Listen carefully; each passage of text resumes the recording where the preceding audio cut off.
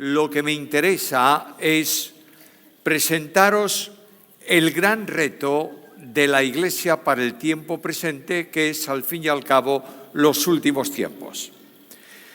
Quiero anticipar lo que voy a hablar en estos días, los 4 temas que tendremos por delante. Hoy quiero hablaros acerca del compromiso de la Iglesia con Cristo. Mañana, si el Señor lo permite, tocaré el compromiso de la Iglesia con la Biblia. También el compromiso de la Iglesia con la unidad. Y el último tema será el compromiso de la Iglesia con el seguimiento al Maestro. ¿Por qué estos temas? Bueno, porque son los temas que, a mi entender, por mi experiencia pastoral y por mi ministerio, se requiere en el día de hoy una urgente atención. La Iglesia está a veces muy saturada de teología acerca de Cristo, pero ha perdido de vista a Cristo. La Iglesia está muy saturada de discursos sobre ética cristiana, pero la ética cristiana es vivir a Cristo. La Iglesia está llena de temas sobre santidad teórica. Necesitamos un compromiso que haga visible a Cristo en el mundo de hoy. Si perdemos a Cristo de vista, no tenemos camino que seguir, luz que ilumine nuestro andar, poder para realizar su obra y esperanza para vivir con la vista puesta en el cielo. Fue muy hermoso para mí el tiempo de alabanza. Yo siempre que voy a cualquier culto, no importa cuál sea, una de mis atenciones prioritarias es la alabanza. Y hoy he sacado una conclusión de la alabanza. Alabamos a Dios por su fidelidad. ¿Es verdad? Esta es una manifestación de su fidelidad. ¿Sabéis por qué? Porque Él dijo, yo edificaré mi Iglesia. ¿Lo está haciendo? Dios es fiel. Pero también tenemos una experiencia de su bondad. Es verdad, como decía nuestro hermano, que vivimos un tiempo complicado, difícil, no importa dónde sea, pero yo puedo deciros hoy que Dios en mi vida ha sido bueno. Y que Dios en mi vida ha sido fiel, tan fiel, que lo único que puedo decirle es gracias, Señor, porque tú eres Dios. Os invito a la lectura de un versículo, solo un versículo del Evangelio según Juan, capítulo 17 y versículo 19. Evangelio según Juan 17, 19, dice así el Señor en su oración: y por ellos yo me santifico a mí mismo, para que también ellos estén santificados en la verdad. Creo que todos sabéis muy bien que este capítulo 17 del Evangelio según Juan se le llama la oración intercesora, es verdad. Se le llama la oración sacerdotal, también es verdad. Pero esencialmente la oración de Juan 17 es una rendición de cuentas de un siervo delante del dueño.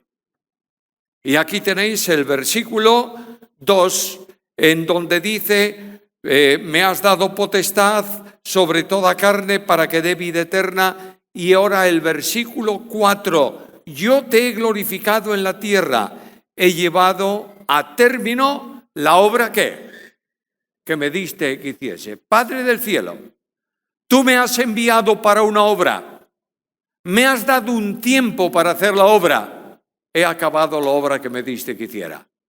Ahora esta obra tiene una consecuencia, trae un resultado, y es que de la obra de la cruz va a nacer un pueblo grande para gloria de tu nombre, y yo quiero un pueblo con unas características.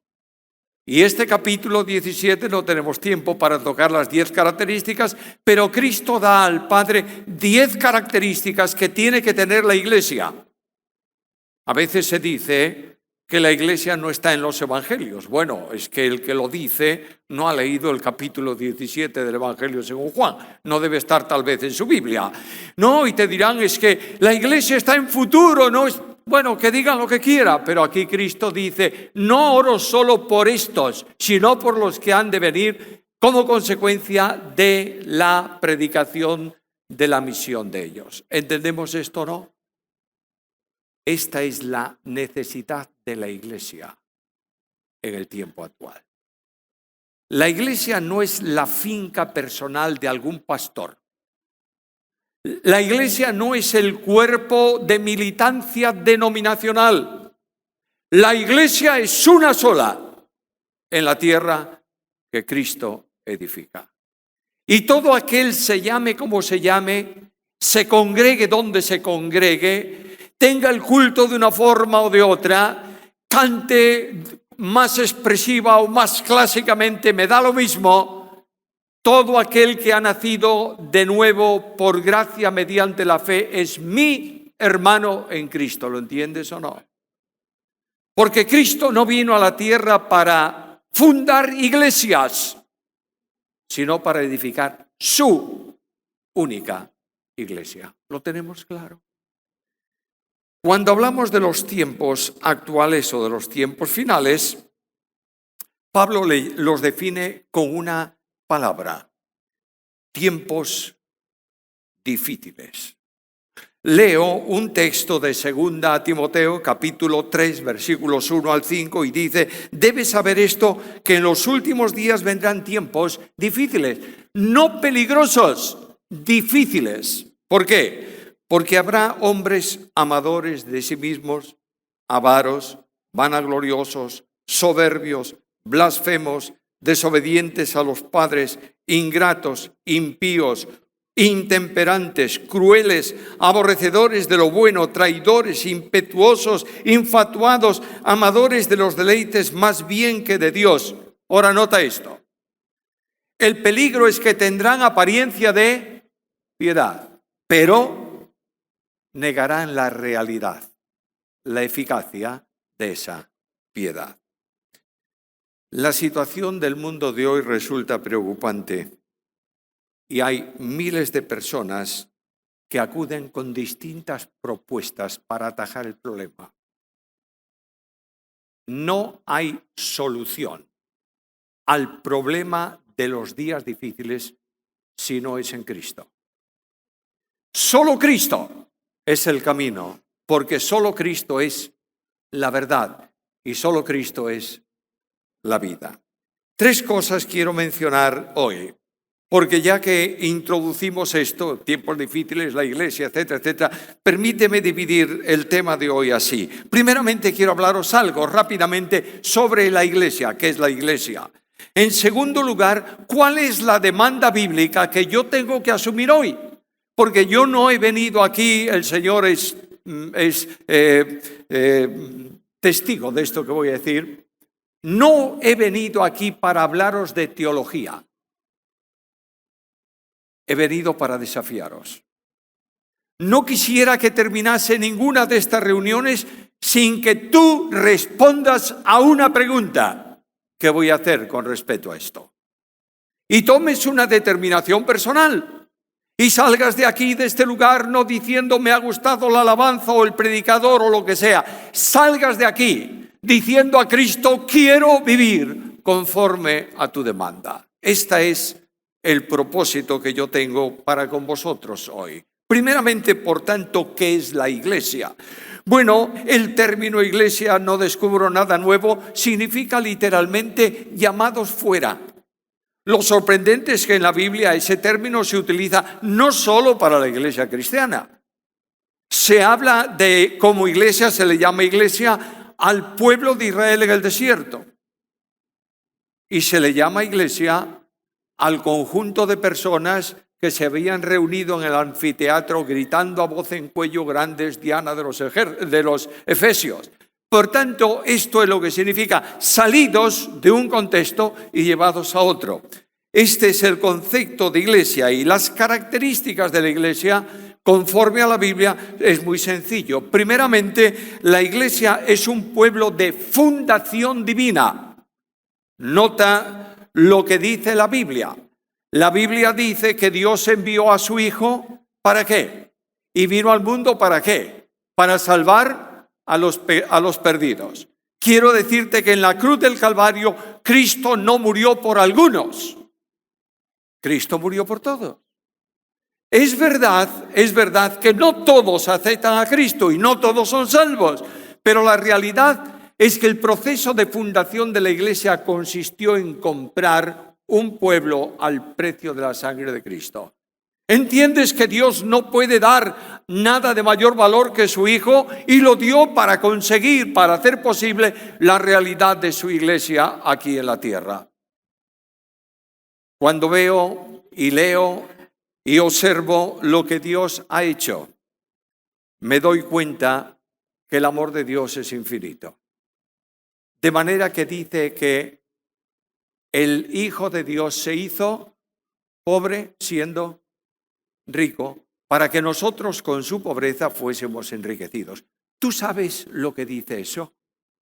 A veces leemos los versículos y los pasamos por alto y decimos, ¡ay, qué versículo más hermoso!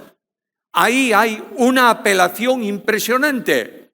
El que tiene todo se hizo pobre. ¿Cómo es posible eso? ¿Es que acaso Cristo dejó de ser el Hijo de Dios cuando estaba en la tierra? No. ¿Acaso la Biblia nos dice que Dios hizo todo en Cristo, por Cristo y para Cristo? Sí. ¿No es verdad que además es el unigénito del Padre? Y si el Padre tiene todo, ¿de quién es la herencia del Padre? De su Hijo. ¿Cómo puede decir el apóstol que se hizo pobre? Bueno, cuando estudias el término pobreza en relación con Dios, no es lo mismo que estudiarlo en relación con el hombre. Pobre para Dios es que Dios, con su infinita grandeza, no pueda dar más. De manera que Dios el Padre da a su Hijo. ¿Qué más tiene? Nada. Lo ha dado todo. Y el Hijo se entrega a sí mismo. ¿Qué más tiene? Nada. Lo ha dado todo. Imagínate, para entender bien esto, si alguno no lo ha entendido demasiado, imagínate que yo voy en España, voy a hablar de euros, voy por la calle y viene un pobre, me extiende la mano. Yo meto la mano en el bolsillo, en mi bolsillo llevo 3 euros. Bueno, no, casi nunca llevo algo más porque Susana no me deja llevar más dinero, pero bueno, este es un problema. Llevo 3 euros y viene, me pide, yo le doy 1 euro. Un poco más adelante, otro. Más adelante otro, 3. Y viene el cuarto. ¿Sabes qué le digo? No tengo nada. Lo he dado todo. Y el pobre me dice, pues yo soy más rico que tú, porque conservo aquí algunas monedas que otros me dieron. Cuando voy a la Biblia me doy cuenta que el Dios de la Biblia dio todo. ¿Para qué? Para que tú esta noche estés sentado en este lugar. Y para que el domingo se abran las puertas de muchos lugares en donde se predica a Cristo y se alaba el nombre de Dios. Lo dio todo. Y este pueblo de fundación celestial es propiedad de Dios. Escucha a Cristo. Yo edificaré, ¿qué cosa?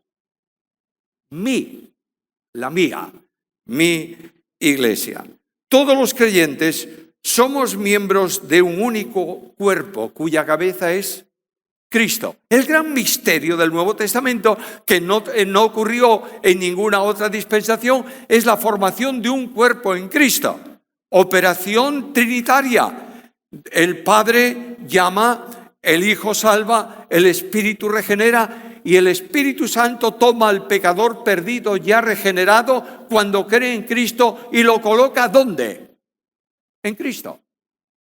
Para que la vida eterna de Dios por el único mediador que es Cristo sea la experiencia tuya y mía. Nadie puede tener vida eterna más que Dios. Pero yo tengo vida eterna porque, como dice Pedro, soy participante de la divina naturaleza. Y esta vida eterna de Dios es la expresión esencial de la Iglesia. Por eso Cristo dice, no son del mundo, porque tampoco yo soy del mundo. Ahora este pueblo que es propiedad de Dios, tiene una ciudadanía. ¿Cuál es? Bueno, pues no es ni argentino, ni español, ni francés. Nuestra ciudadanía está ¿dónde? En los cielos. ¿Y por qué? Bueno, por una razón muy sencilla. Cuando tú creíste en Cristo, dice Pablo que juntamente con Él nos resucitó. El muerto en delitos y pecados recibe vida de resurrección. Y añade, y juntamente con Él nos hizo sentar ¿en dónde? Lugares. ¿De dónde somos? Nuestra ciudadanía es celestial. Mientras que aquí en la tierra los grupos sociales entran permanentemente en conflicto, la iglesia está sentada con Cristo en lugares celestiales y debe estar viviendo el ambiente del cielo aquí en la tierra. Ahora, ¿cuándo nació la iglesia? Bueno, la iglesia, si lees Hechos de los Apóstoles, en el capítulo 2 te enteras cuándo nació la iglesia.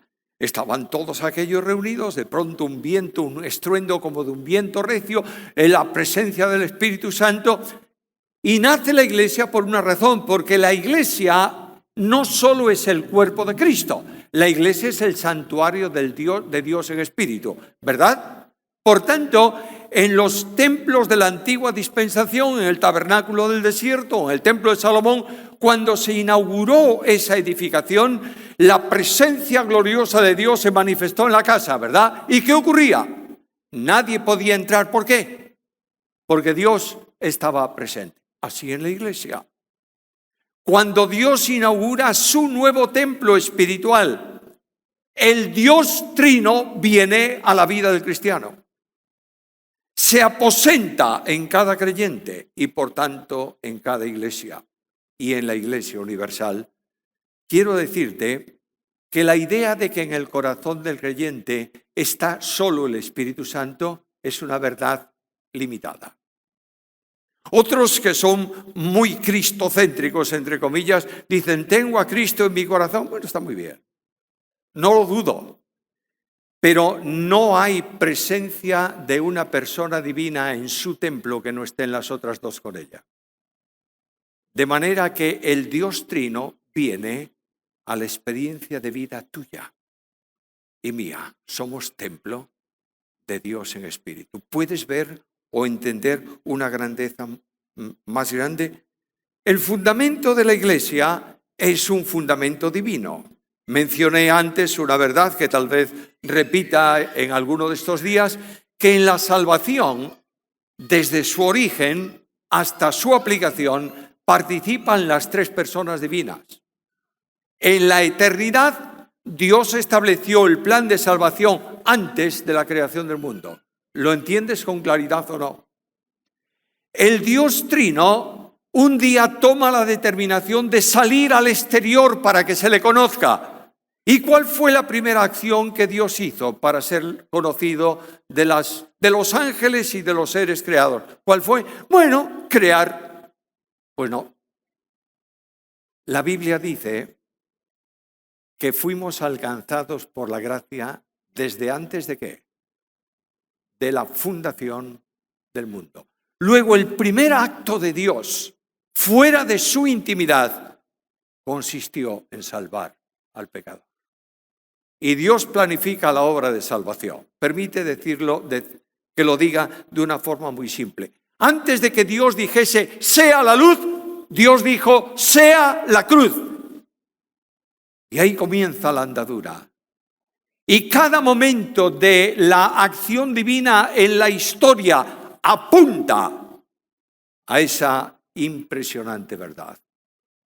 Luego el Padre asume en el tiempo enviar al Hijo.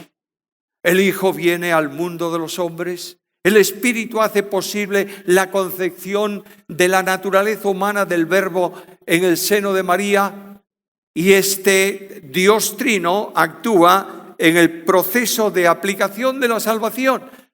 El Dios Trino está presente en la obra del Calvario. El Padre entrega al Hijo, permite que el Hijo sea entregado a la muerte. El Hijo voluntariamente se entrega para morir. El Espíritu Santo, según la carta a los Hebreos, sustenta el sacrificio de Cristo. Y ya terminó la cruz, y ya fue el sepulcro, y ya la resurrección del Señor. Y ahora nadie se salva sin la intervención de las tres personas divinas.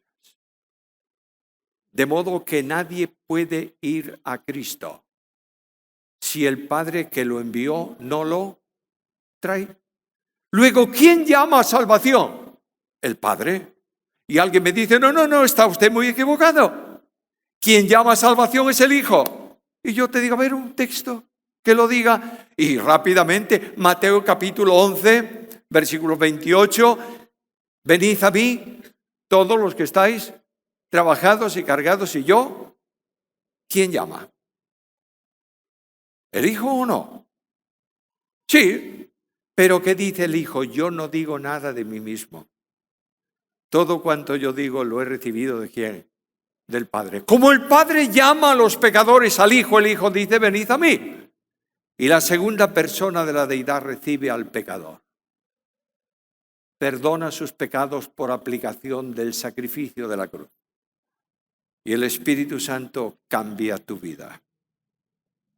Si no has sido regenerado por el Espíritu, no eres salvo. Y aquí tenemos el cambio de situación y de posición en relación con la Iglesia.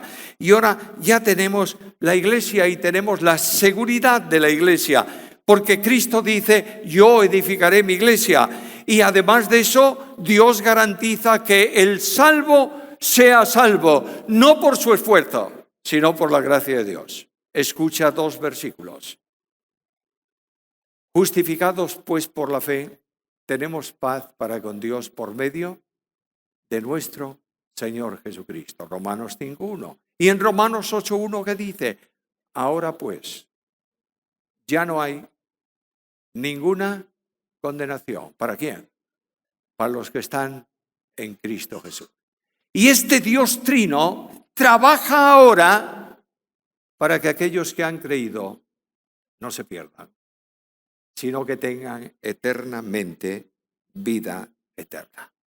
Tengo más cosas ahí, pero quiero llegar porque este reloj me dice, oye, esto tienes que... No, sí. No me digas que no porque yo me conozco bien. Vamos a ajustarnos al tiempo.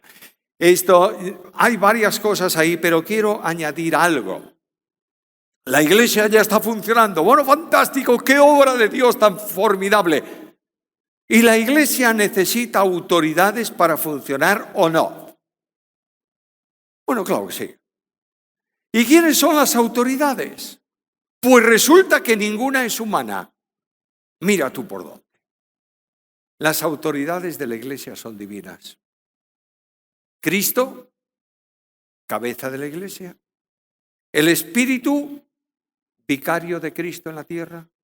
La palabra, única norma de fe y conducta. Cuando alguien quiere ser autoridad en la iglesia, recibe el nombre que tenga en el registro civil, pero el apóstol Juan, da el nombre de uno que quería tener dominio en la iglesia. ¿Sabes cómo le llama? Diótrefes.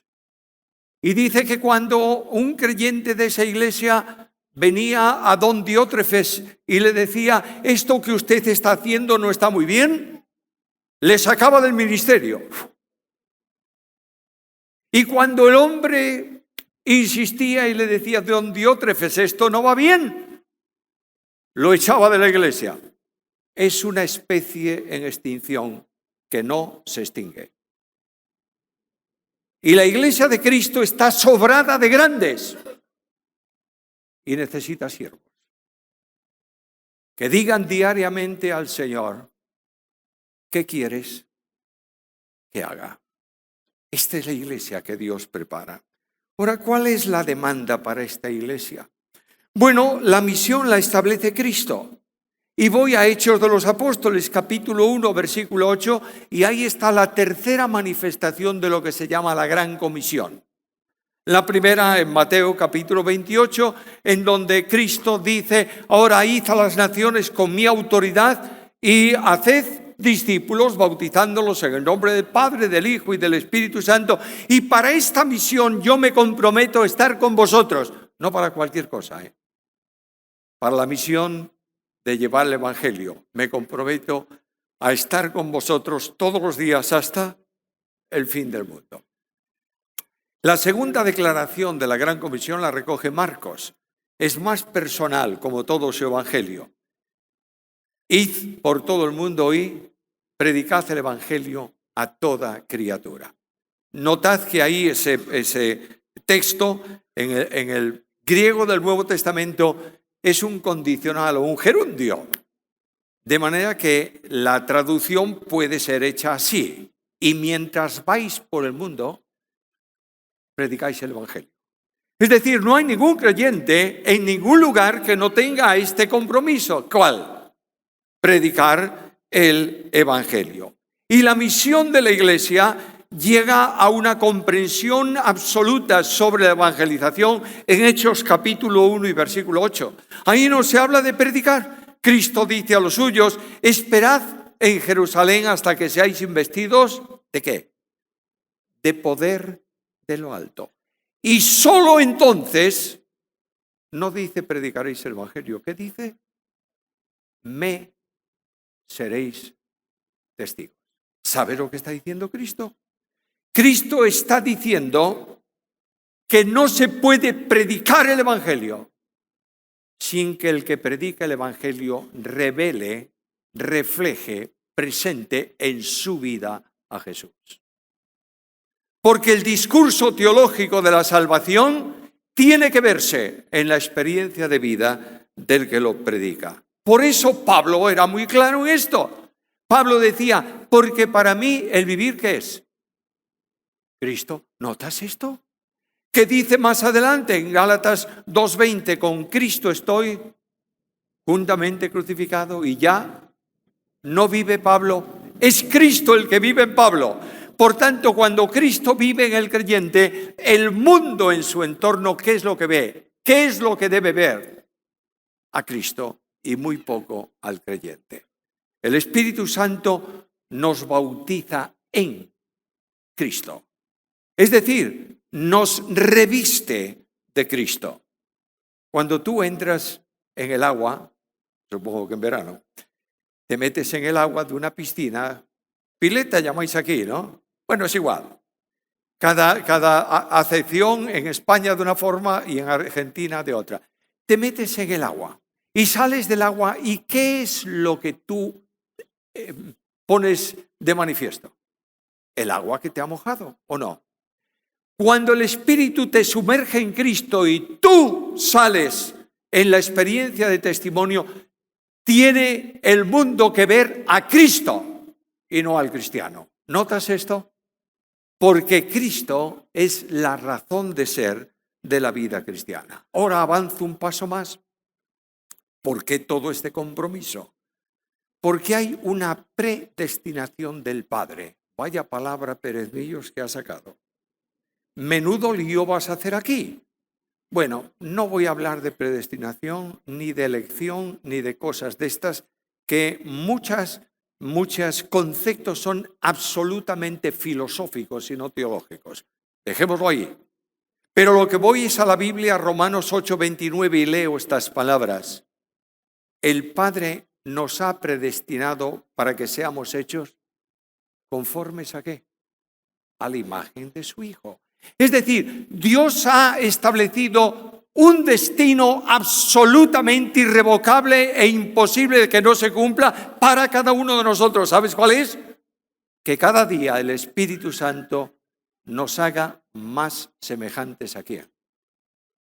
A Jesús. Cuando lleguemos al cielo, o llevamos la imagen de Cristo o no entramos en el cielo, De manera que esto tenemos que tenerlo enormemente claro.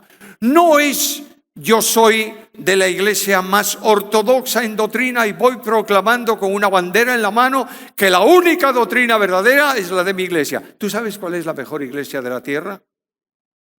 La Unida de Vigo, donde estoy yo. El resto, más o menos así. No seas necio.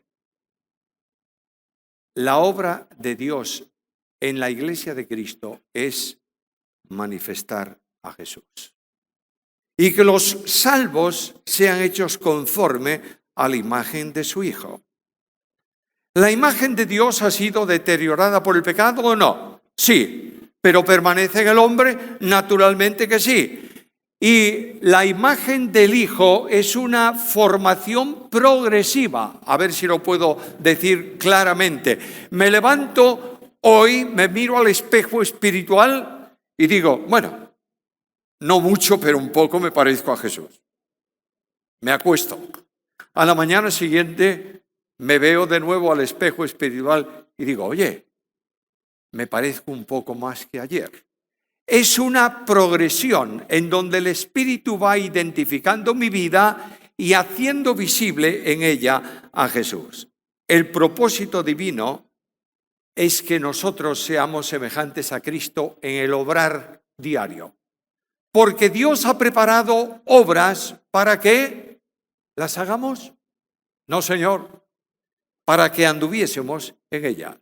No está diciendo la Biblia de que yo tengo que esforzarme para hacer cosas que agraden a Dios y que me hagan más parecido a Jesús. Esfuérzate, dale, venga, hasta que eches la lengua fuera y te encuentras por la noche que no eres capaz de alcanzar el nivel que te has propuesto por la mañana. Mi profesor de teología, con el que más tiempo estuve en el seminario y con el que más he aprendido, siendo no haber aprendido un poco más, se llamaba Francisco La Cueva. Un día yo entraba en el seminario y allí en el pasillo largo de las aulas veo al doctor La Cueva. Pasé a su altura, le dije, buenas tardes. Él siguió, no me dio buenas tardes. Dije yo, qué raro es esto. Y seguí para adelante y él se volvió a la mitad del pasillo, me dijo, buenas tardes. ¡Buah! Entonces me acerqué a él y le dije, le veo a usted un poco preocupado, ¿qué pasa? Me dijo que los evangélicos son muy católicos. Se salvan por fe y se santifican por obras. ¡Buah! Claro, naturalmente. Esto es la miseria de la vida cristiana. Tú no puedes hacer por ti mismo nada en la esfera de la santificación. La santificación es vivir a Jesús, ¿entiendes?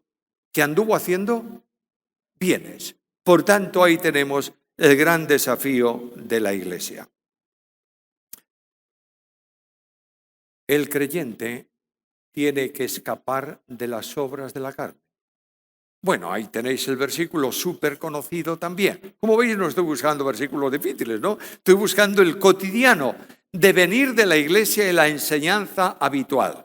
Ocupaos de vuestra salvación, ¿cómo? Muy bien, y ahí le ponemos un punto. ¡Zas! ¿Y el sermón qué es?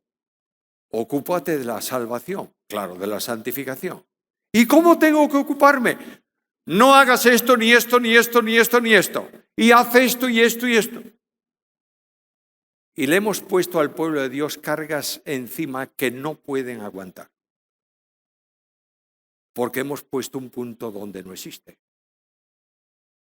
Porque el versículo siguiente dice, porque Dios es el que en vosotros produce así el querer como el hacer por su buena voluntad. ¿Tú te das cuenta la bendición y la libertad de la vida cristiana? Por eso Pablo, hablando de aquellos que querían poner días de fiesta, lunas nuevas, la comida y no sé cuántas cosas más, dice, no viváis en una santidad mundana, que nadie os esclavice.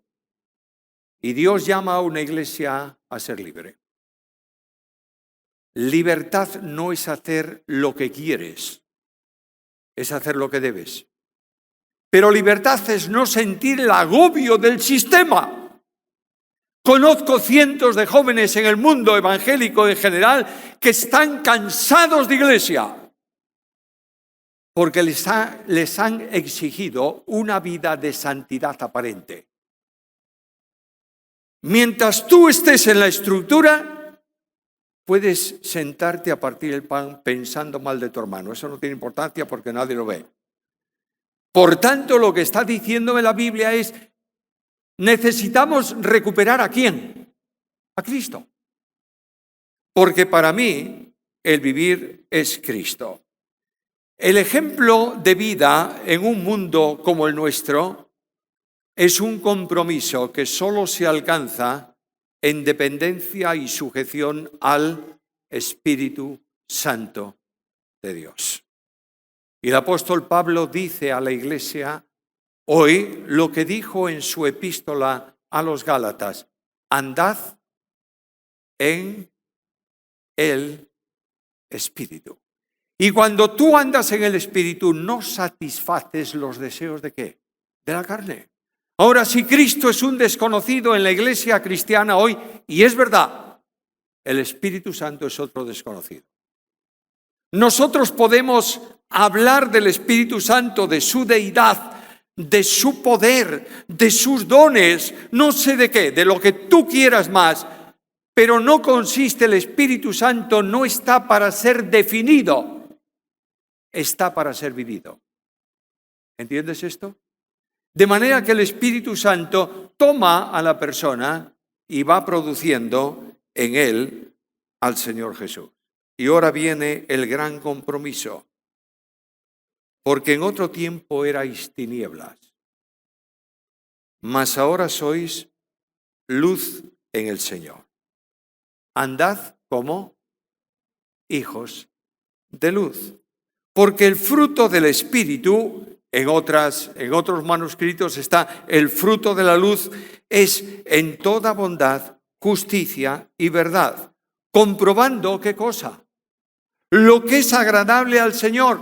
¿Y qué más? Y no participéis en las obras infructuosas ¿de qué? De las tinieblas, sino más bien redarguirlas, porque es vergonzoso dialogar, mencionar lo que ellos hacen en secreto. De otra manera, la vida ejemplar del creyente no tiene que verse solo por el mundo, sino tiene que verse por Dios mismo. Es el Dios de la Biblia que se acerca al creyente. Voy a alegorizar esa frase, sé que no es para esto, pero voy a tomarla. Buen siervo y fiel. El Dios de la Biblia está observando la vida de los creyentes. El Dios de la Biblia está observando su iglesia. El Dios de la Biblia quiere bendecir a su pueblo. El Dios de la Biblia quiere llevarnos en triunfo siempre en Cristo. El Dios de la Biblia quiere abrir los raudales de bendición y bendecir a los suyos. El Dios de la Biblia quiere que el pueblo de Dios extienda el Evangelio y el reino permanentemente. Pero para eso tienes que depender de Dios. Mientras no dependes de Dios, no puedes hacer nada. ¿Sabes por qué? Porque Jesús dijo, separados de mí, nada podéis hacer. No hay posibilidad de hacer nada. Ahora, ¿cómo se ve que Cristo está revelándose en la vida cristiana? Bueno, vas a Gálatas y lees aquella frase, el fruto del Espíritu es. Ahí tienes a Jesús. Esa es la imagen de Jesús. Y la Biblia dice que el fruto del Espíritu es amor. Quiero decirte solemnemente delante de Dios que lo que Cristo puso como distintivo de la iglesia no es la doctrina, es el amor. Y escucha lo que la Biblia dice. En esto conocerán todos ¿qué? Que sois mis discípulos, ¿cómo? Si tuvieseis amor los unos para con los otros. Bueno, entonces el amor es emoción y la Biblia queda a un lado. No, Señor. Cuando tú amas a Cristo, obedeces su palabra. No de otra manera. Porque Cristo lo dijo directamente. Si me amáis, guardad ¿qué cosa? Mis mandamientos. ¿Entiendes cómo le hemos dado vuelta a lo que la Biblia enseña sobre el compromiso con Cristo de la Iglesia? Hemos girado 180 grados las cosas y lo que nos interesa es que los creyentes reproduzcan el sistema, pero no a Cristo. A lo largo de mis 40 años, 42 años ya, 40 años de pastorado, he tenido muchos conflictos por los sumamente santos, adoradores de la doctrina, pero desconocedores de Cristo. Lo que la Iglesia necesita es un alto en el camino ahora mismo, aquí en este lugar.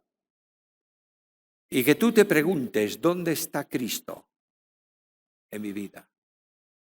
Y tú puedes ver la realidad en el fruto del Espíritu. Mas el fruto del Espíritu es amor. ¿Qué amor? ¿El tuyo o el de Dios? No, el de Dios. Porque en Romanos 5:5 dice que el amor de Dios fue derramado en nuestros corazones por el Espíritu Santo. Tú no puedes amar a tu hermano con tu esfuerzo personal. Perdóname que te lo diga, pero es así. Si alguien me dijese en Vigo, busca una asociación y unos socios para estar contigo y disfrutar, ¿tú crees que buscaba como asociación la iglesia en donde me congrego? ¿Qué va? Ni hablar. Bajo ningún concepto. Yo no encajo, no entiendo, no asumo, no acepto muchas vidas de hermanos de mi iglesia, ni ellos la mía. Pero ¿sabes por qué los amo? Porque el amor de Dios en Cristo se derrama en mi vida y amo no por obligación, sino por obediencia. Cristo me dice, amaros los unos a los otros. Hermanos queridos míos, una de las más tristes manifestaciones de la falta de amor de los creyentes es la rotura de comunión entre las iglesias. Lo que Cristo ama, nosotros no lo amamos. Y Dios me pregunta esta noche, ¿cómo está tu amor? Para los hermanos, para tu familia también. El fruto del Espíritu es amor, es gozo.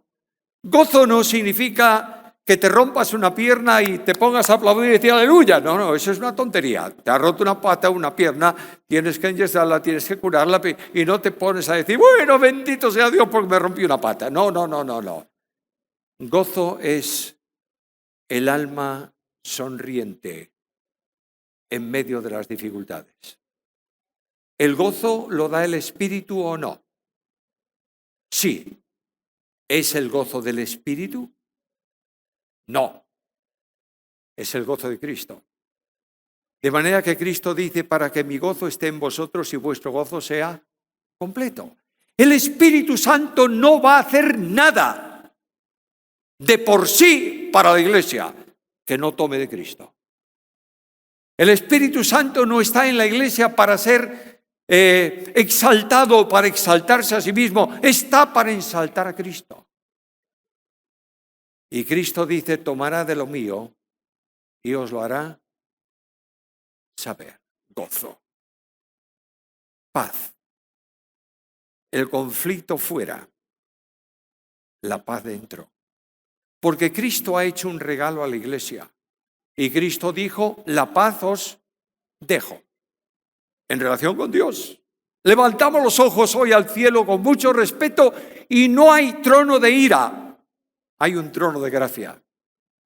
Y Dios te dice, ven al trono de gracia y obtén lo necesario para el oportuno socorro. Pero este admirable Dios en Cristo Jesús me hizo el regalo de su paz personal. La paz os dejo. ¿Qué más?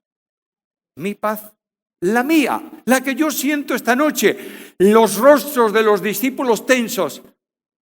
El rostro de Cristo lleno de paz. ¿Y cómo puedo yo vivir la paz de otro? Solo cuando la vida de otro se hace vida en mí. De modo que en la medida en que yo viva a Cristo, tendré ¿qué cosa? Paz en el alma. Nunca he visto iglesias más inquietas que las de hoy. ¿Sabes por qué? Porque Cristo es una teoría teológica en la Iglesia, no la experiencia vivencial de la congregación. Paciencia, esto la necesito tremendamente. Fe, fidelidad. ¿Fidelidad a quién? ¿O a qué? Fidelidad a Cristo.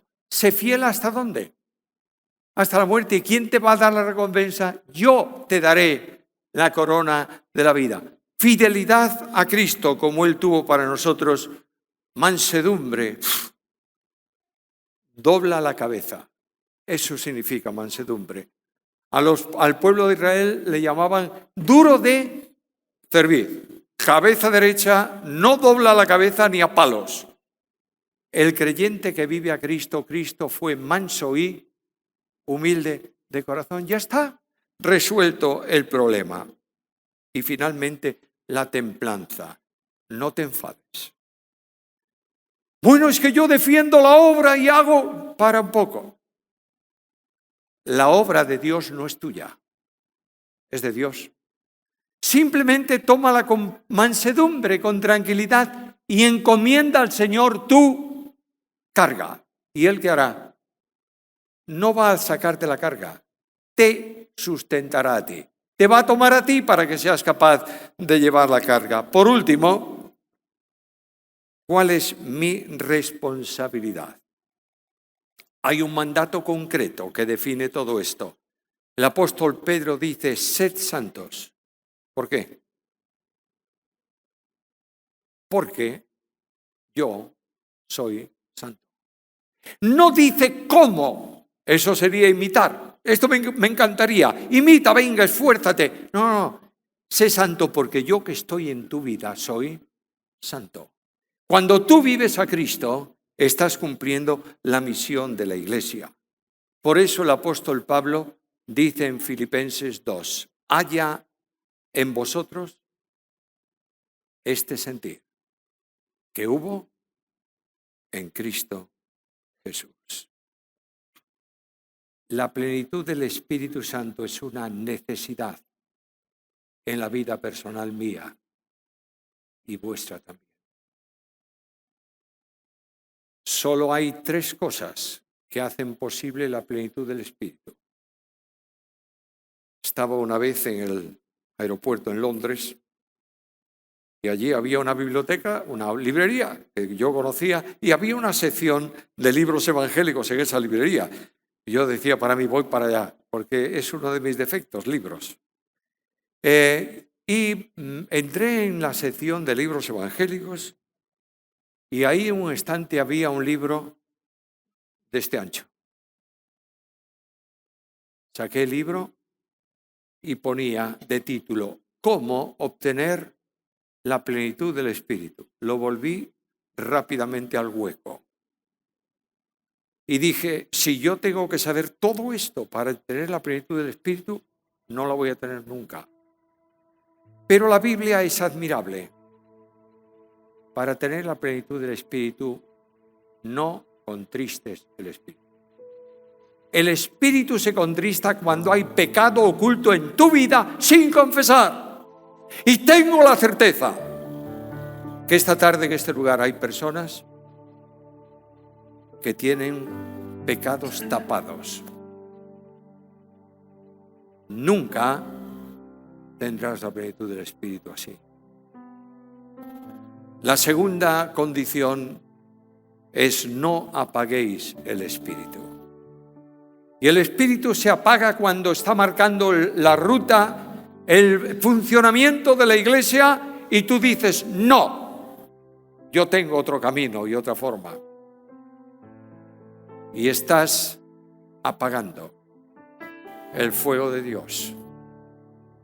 Y la última condición es algo positivo. Andad en el Espíritu.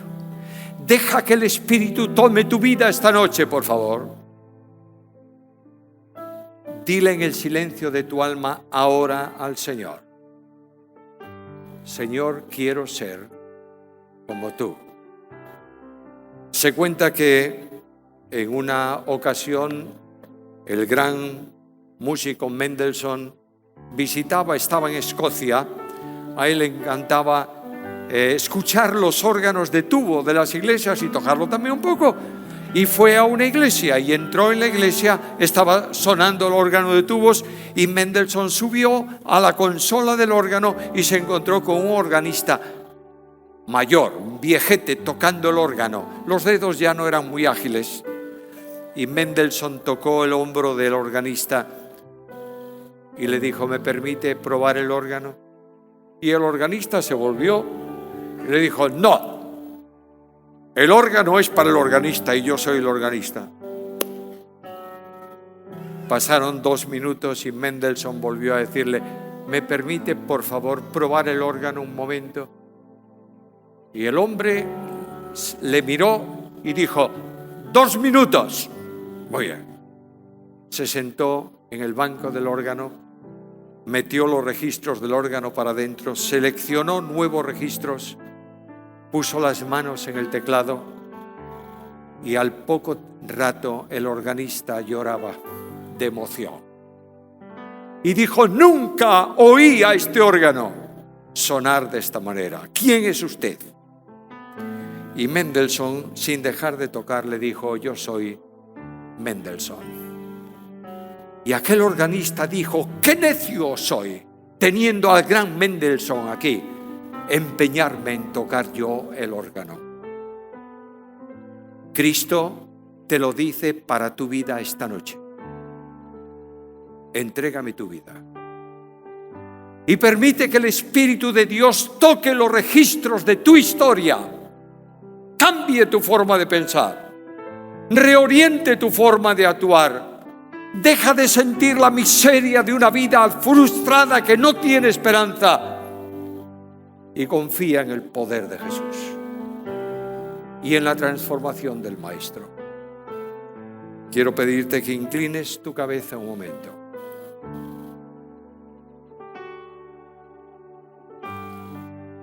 Y el Señor te dice esta noche, como dijo a la Odisea: he aquí estoy a la puerta y llamo.